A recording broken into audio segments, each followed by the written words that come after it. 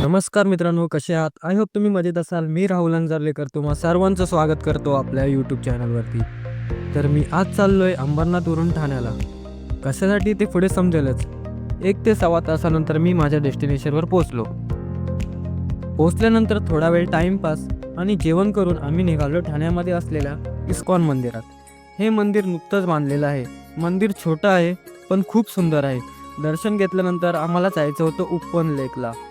आज भीम जयंती असल्यामुळे ट्रॅफिक होती, म्हणून आम्ही शॉर्टकट काढत गल्ली गल्लीमधून जात होतो. अर्ध्या तासानंतर उपवन लेकला पोहोचलो. इथे पोहोचल्यानंतर श्रवणच्या काकांना भेटलो आणि इथेच होणारा वॉटर शो बघितला.